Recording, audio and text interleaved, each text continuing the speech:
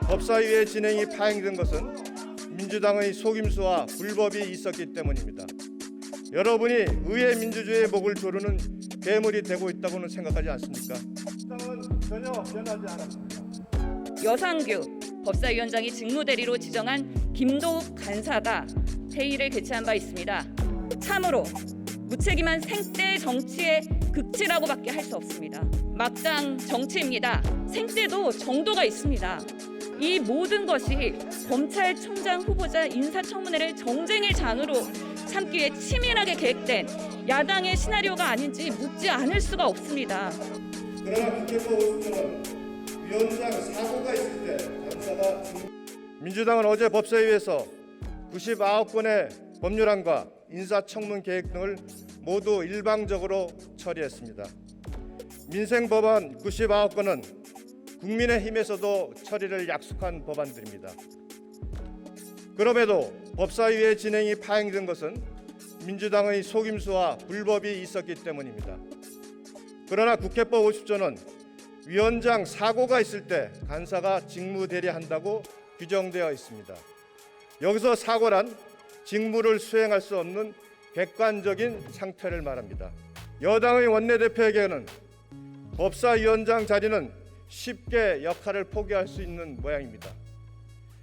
어제 법사위 국민의힘 의원들은 윤호중 위원장이 회의를 진행하지 않으면 모든 의사 일정을 보이콧하겠다고 억지를 부렸으며 박주민 직무대리가 사회를 보려고 하자 위원장이 직접 사회를 보면 되지 않는다고 30분 넘게 회의 진행을 방해했습니다.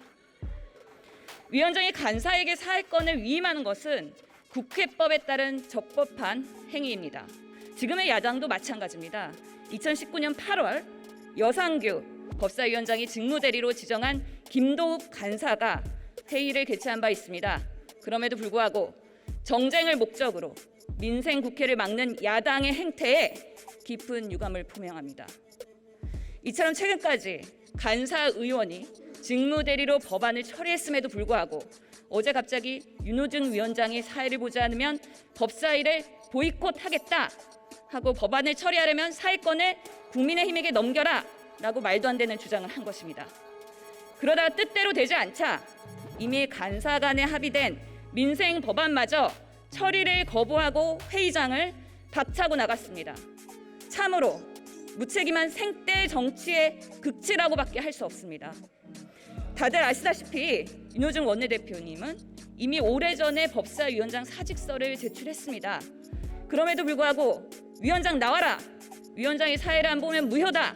라고 주장하는 것은 상대당 원내대표에 대한 최소한의 정치적 도의마저 저버린 막장 정치입니다.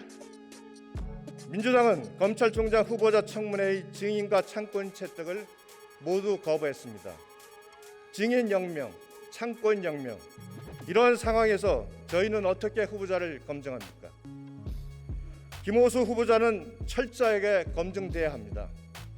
감사원에 감사위원으로 추천되었으나 정치적 중립성이 의심된다고 하여 감사위원 제청이 2차례나 되지 않았습니다.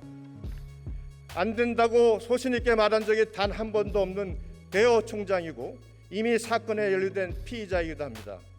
이런 무용지물의 인사청문회는 차라리 하지 말고 임명을 강행하십시오. 차제 이 정권에서는 인사청문회를 폐지해도 좋습니다. 여당과 청와대가 이렇게 무리하게 지명을 강행하면 그는 청와대의 신세를 졌다는 생각에 앞으로 더욱 순종할 수밖에 없을 것입니다.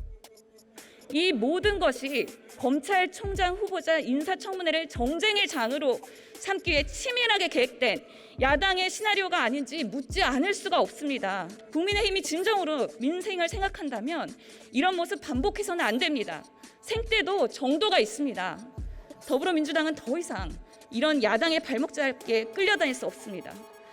민주당 여러분에게 괴물과 싸우는 자는 스스로 괴물이 되지 않도록 조심해야 한다는 니체의 말을 들려주고 싶습니다. 여러분이 의회 민주주의의 목을 조르는 괴물이 되고 있다고는 생각하지 않습니까? 민생 법안을 볼모로 정쟁을 부추기고 합법적인 의사 진행을 몽디를 쓰며 방해하고 자신들의 뜻대로 되지 않았다고 국회의원 책무를 저버리고 회의장을 퇴장하는 것은 21대 국회가 반드시 극복해야 할 국회 정치입니다.